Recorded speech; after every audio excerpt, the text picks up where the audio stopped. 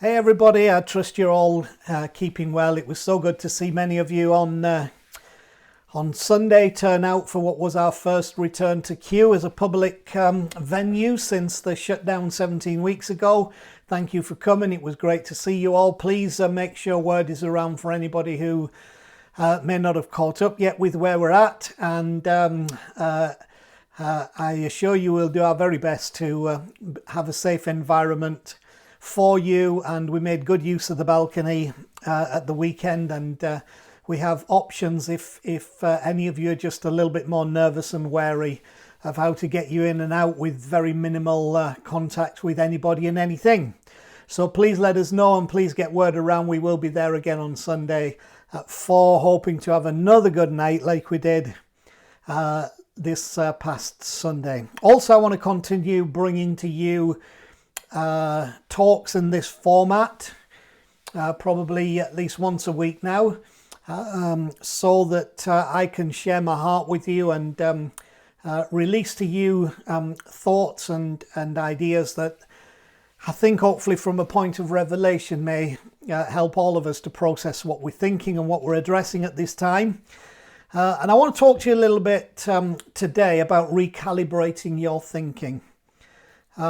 We have had, as I've said before, congested into a short period of time, 4 things that have probably brought to the surface in all of us to some degree what's going on in our minds and our thinking and our hearts, from Brexit to general election to COVID-19 to the race issues with the death of George Floyd. And I think what's come up in all of us has not always been the same thing. And as I've already said to you, I think one of the things about this period has been, I think it's highlighted to some degree, possibly more the divisions than the things on which we're unified. But that's not a problem, because in the absence of chaos, we can't have creation. So thank God for chaos. We've just got to make sure that within and through and out of the chaos, we see a creation that comes out of it, that in the context of, for example, the biblical narrative, leaves us in a place where it's good, or very good at least. And so I want to talk about this issue of recalibrating our thinking. See, the recalibration of our thinking is a necessary discipline. That is, if we're to keep step with the unfolding nature of life and things. Life moves along very, very quickly. And one of the problems with perhaps being part of let's call it a faith community, for want of a better word, or let's give it the term, the church as a institution, organization, whatever, is that it itself and the way it works tends to not really keep pace with the unfolding nature of life and things. And in my own stream with the people I was raised around, the whole issue of I am the Lord, I do not change, would be quoted to me sort of as a reason for that if we give any assent to the reality of God, the divine presence, our connection with Him, our life in Him and through Him and with Him, that somehow that gives us an exemption clause from having to address the reality of the speed and the extent to which life and things actually change. And so we can get stuck in things that are actually, they have become traditions from instructions. So instructions that we have read even in the context of Bible that had a great relevance when they were given and in the place they were given, so often with us in a church environment, have gone from instruction to tradition, and then it's like, woe betide you if you mess with my tradition. I think even, if we were to get into it, to discuss some of the creeds, the Christian creeds, I think there are some wonderful things in there, but one would have to question some of them and how they were developed within the context of a time and a period. And yeah, that's one for another day. If that scares some of you half to death, then I hope the half that's still alive is the good half that can do a recalibration of thinking. But there lies in this challenge of recalibration a huge requirement, because within that challenge we find it neither easy or comfortable. Where do you think phrases like "you can't teach an old dog new tricks" came from? They come from our insistence that particularly the older we get, that our ability to face the challenge of recalibrating our thinking, because it's neither easy nor comfortable, that we believe therefore that we are incapable. Well, you're not incapable, I'm not incapable, and this is a safe space to be in, because I like the fact of how often in the New Testament it refers to the living God. Okay, what I believe that implies to us is that anything that's living is not static. Okay, it's dynamic. And if we would claim that the God that we have embraced, the understanding of God that we've embraced, the relationship with this God that we have embraced, is this God who is spoken about, then he is the living God, which means that there is a dynamism about that we have relegated into a static role of thinking that somehow by creeds and doctrines we can button down everything about this divine being, and then we can just create structures around all that, and lo and behold, what do we finish up? I'll tell you what we finish up with: institutionalized religion and dead community. So I think you can teach an old dog new tricks, and this old dog is learning new tricks, and he's grateful for all the challenges and crises and chaos that have surrounded and are surrounding my life, because as we've already looked at, the Bible narrative picks this up, that creation comes out of within and through chaos. So if this creates a little chaos for you, let life come out of it. See, so there are two terms that I'd like you to become familiar with in this context. They are cognitive dissonance and confirmation bias. Okay, let me just explain those to you. Cognitive dissonance. Okay, we like harmony, and we have an inner drive to avoid disharmony, discord, and disharmony in music is called dissonance. Okay, so dissonance is about disharmony. Disharmony in anything from facts to functions creates mental discomfort. Listen to a group of musicians who are playing out of key with each other and in disharmony, and it will create mental discomfort. When you translate that beyond music into the music of life, the tune which is life, disharmony in anything in life, from facts to functions, creates mental discomfort. You know that's right, I know that's right. And this motivates us to engage in actions that will minimize our feelings of discomfort. Because of this, and therefore, we erect barriers and behave in ways that avoid the acceptance of anything that might conflict with our current developed beliefs, values, and attitudes. This may mean rejecting, explaining away, or avoiding new information if that information does not harmonize with our currently held views or beliefs. And we then develop a kind of conscious rejection.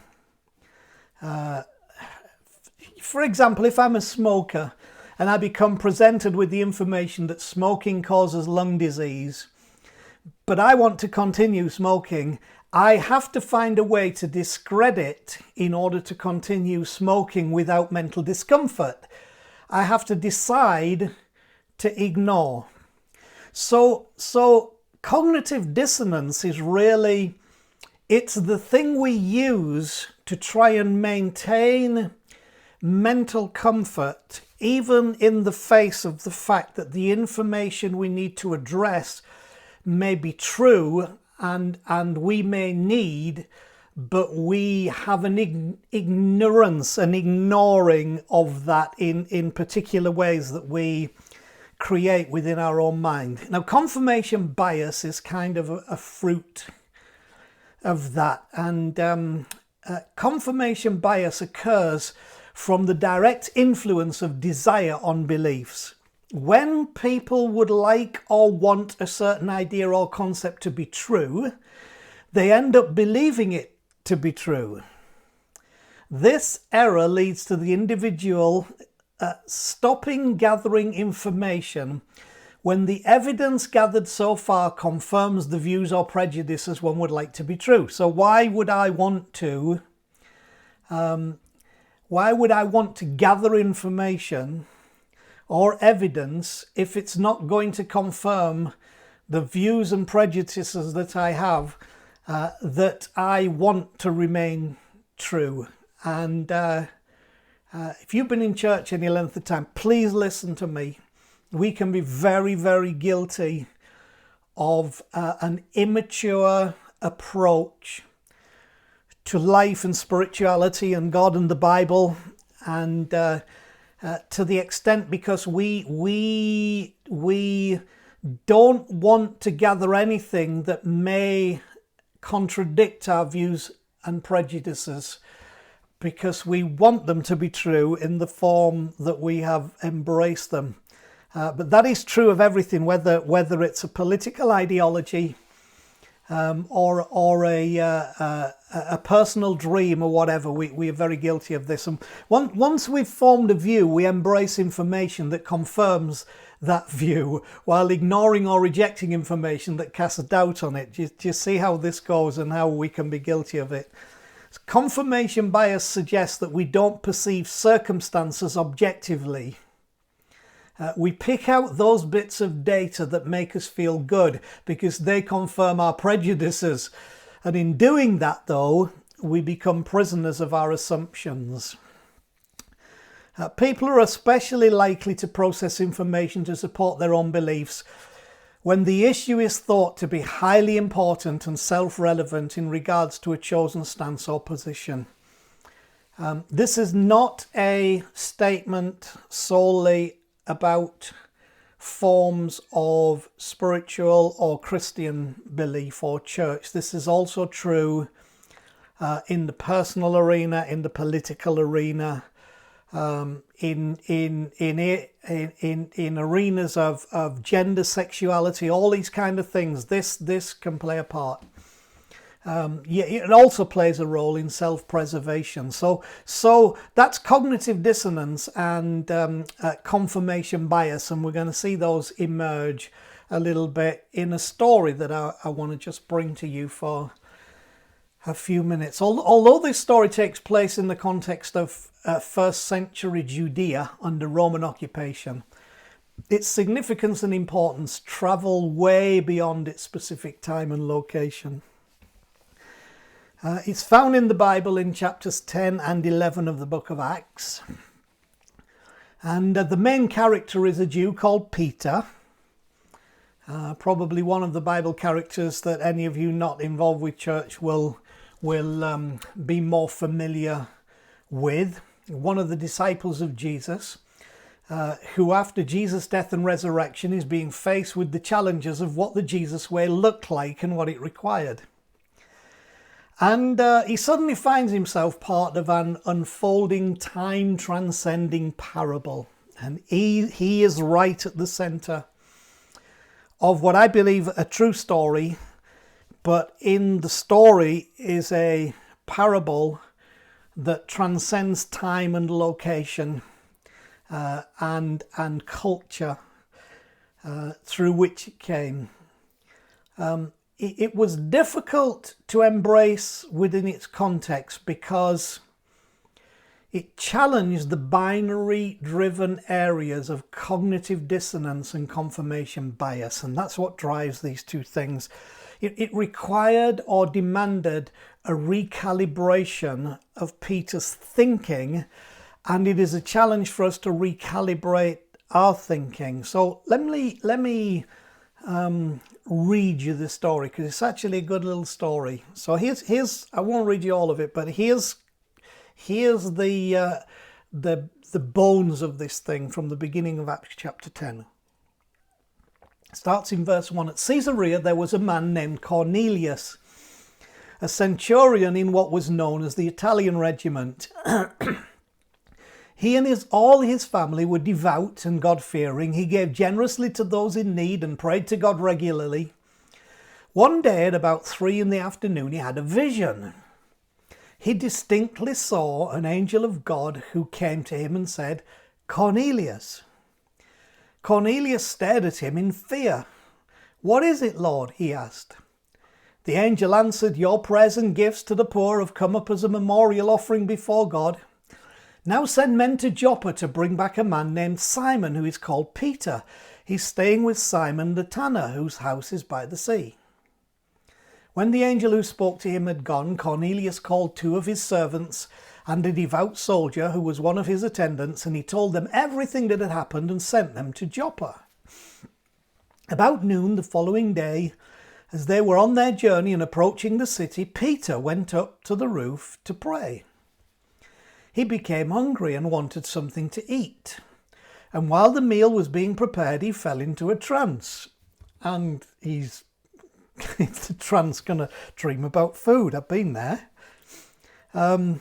He saw heaven opened and something like a large sheet being let down to earth by its 4 corners. And it contained all kinds of 4-footed animals, as well as reptiles of the earth and birds of the air. Then a voice told him, "Get up, Peter, kill and eat." "Surely not, Lord," Peter replied. "I have never eaten anything impure or unclean." Now let's just hold it there just for a second.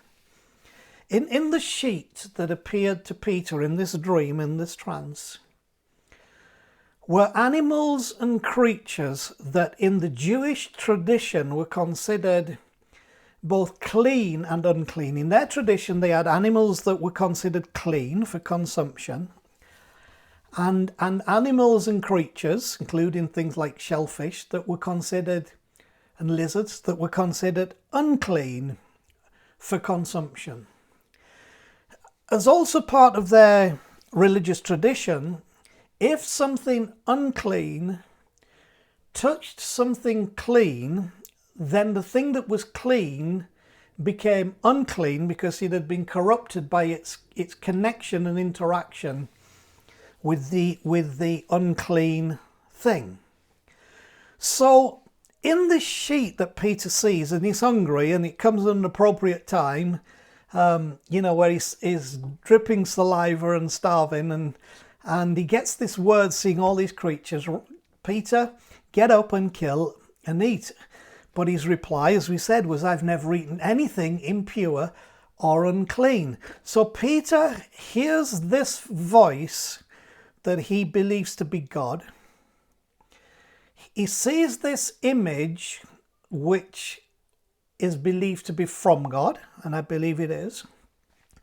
And what is fascinating is it says that the sheet came out of heaven. It's the same word for heaven that we have in the Lord's Prayer, "Your kingdom come, your will be done here on earth like it is in heaven," and in many other places. So an initial question would be, if the sheet came out of heaven, then these unclean things were already there. Interesting. B, if the sheet came out of heaven, there was not an attempt in heaven to separate that which had been called unclean from that which had been called clean. So when Peter says, I've never eaten anything impure or unclean, the voice comes to him the second time and says, do not call anything impure that God has made clean. Now, I also find it interesting in the structure of the text, in the language there, that it doesn't say, don't you call anything impure that God has called clean, because that would simply be a declaration that says, well, whatever it is, I'm just calling it clean. It says, I've never eaten anything impure or unclean. And the voice spoke the second time and said, don't call anything impure that God has made clean. So the implication being that what Peter considered to be unapproachable, inedible, untouchable, was not just called clean, but as far as God was speaking to him into his traditions, it had been made clean. So there was no reason whatsoever why Peter could not interact and connect with and receive from and participate in what was coming to him down out of heaven. See, what was holding him back was a tradition, a religious tradition that created for him a prejudice and a threshold over which he had determined he would not cross. And here's the point. We make decisions from traditions that we have created. Okay, there may be family traditions, there may be political traditions, there may be cultural traditions, there may be racial traditions, there may be religious traditions. But what has happened is that those traditions have created for us a prejudice, and they don't have to be old to us to become our prejudice. We can be new into these things and we suddenly resonate with them, even sometimes with a cognitive dissonance, because it helps to get rid of the disharmony that we are feeling inside. So we connect on one of these levels, and when we connect on that level, it immediately creates a prejudice and a threshold over which we have determined we will not cross. Just like Peter, we are not going to cross into that house, into that space. And why is it? It's not because of some highfalutin righteousness that we have. It's because we are actually now beginning to build a prejudice, and that prejudice is being supported by cognitive dissonance and confirmation bias. Okay, so everything seems to confirm our position when we hold to that viewpoint. Now the tradition to which Peter was held, when that tradition was established, was obviously not a tradition. It was an instruction. So I could take you back into the way back Old Testament of the Bible and show where those instructions came and why those instructions came. But those instructions were perfectly fine in the context in which they were given. But once you take them beyond and outside their context, you finish up not with an instruction, but with a tradition. And I'm trying to get through to you that we do that in everything in life. So things that begin even with an appropriate instruction turn into a deadly tradition, which then creates a prejudice and a threshold over which we will not cross, and then we cannot heal the world, and we cannot heal ourselves, and we cannot have that real sense of peace inside. Do you remember we talked about the cognitive dissonance, about the true harmony on the inside and with others. So let's pick up the story again. The voice spoke to him a second time. Do not call anything impure that God has made clean. This happened 3 times. And then immediately the sheep was taken back to heaven. So all this that he thought was impure and unapproachable, where does it go back? Because, well, my point is this, however you want to define this, heaven obviously didn't have a problem with what was in the sheet. Something had shifted. Something had happened to cause all of those things that could have been a no-no to become a yes-yes. So while Peter was wondering about the meaning of the vision, the men sent by Cornelius found out where Simon's house was and stopped at the gate, and they called out asking if Simon who was known as Peter, was staying there. And while Peter was still thinking about the vision, the Spirit said to him, "Simon, 3 men are looking for you, so get up and go downstairs and do not hesitate to go with them, for I have sent them." And Peter went down and said to the men, "I'm the one you're looking for. Why have you come?" And so what we see here is a wonderful fusion of something happening in the life of Cornelius, this Roman centurion, in Jewish eyes a Gentile, a non-Jew, who they would have called a dog. And something was happening in the life of Peter to challenge the way that he thought, to try to recalibrate his thinking so that where there had been a threshold and where there had been a prejudice, there could now come a glorious union that would bring life. So the men replied, "We've come from Cornelius, the centurion. He's a righteous man, God-fearing man who is respected by all the Jewish people, but still he is a Gentile, a non-Jew. A holy angel told him to have you come to his house so that he could hear what you have to say." Then Peter invited the men into the house to be his guests. And the next day Peter started out with them, and some of the brothers from Joppa went along. The following day he arrived in Caesarea. Cornelius was expecting them and had called together his relatives and close friends. And as Peter entered the house, Cornelius met him and fell at his feet in reverence.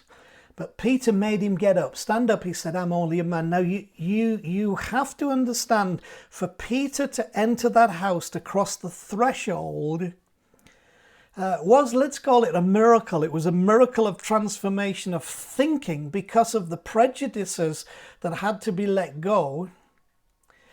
And in letting go of those prejudices, the tearing down of traditions that had held him in bondage for all of his life. And so verse 27, talking with him, Peter went inside and found a large gathering of people. He said to them, "You are well aware that it is against our law for a Jew to associate with a Gentile or visit him." So Peter crossing this threshold was a massive shift that required in him a recalibrating of his thinking. And why did he recalibrate that? He said, let me read it again. "You are well aware that it is against our law for a Jew to associate with a Gentile or visit him, but God has shown me that I should not call any man impure or unclean. So when I was sent for, I came without raising objection." This was massive for Peter because it meant crossing the threshold into a place everything inside him didn't want to go. A place that he was taught was out of bounds, and a people who he was taught he should never accept.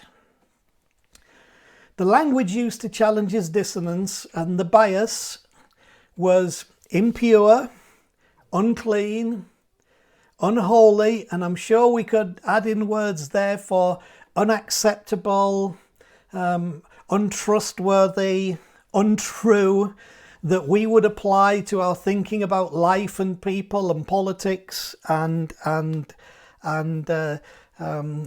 policies, and as well as our existence as a Christian community and as a church mindset. All those things could be in there.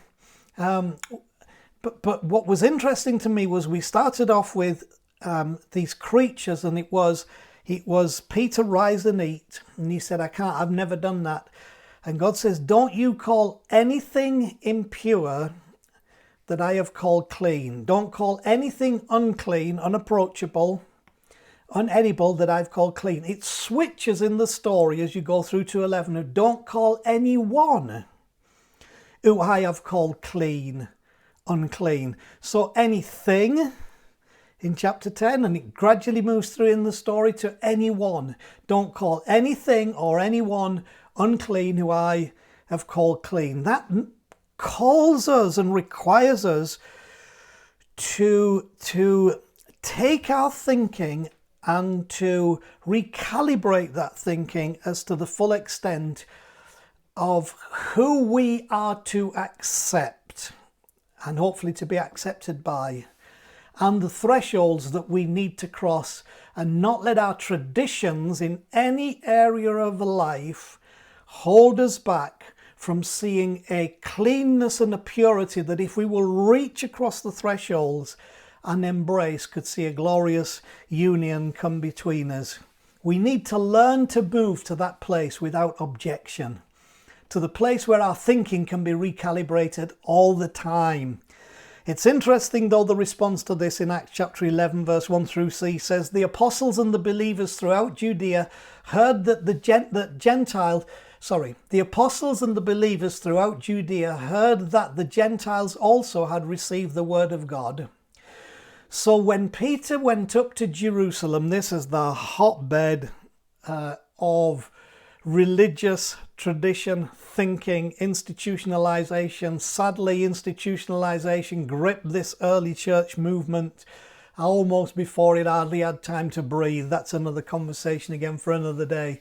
But when Peter went up to Jerusalem, in the hotbed of what was the place where you were likely to be held to account for tradition and application or understanding of certain doctrine, when he went up to Jerusalem, the circumcised believers, the Jews, we're in, we got it, criticized him and said, you went into the house of uncircumcised men and you ate with them. Both of those things were disallowed under their traditions.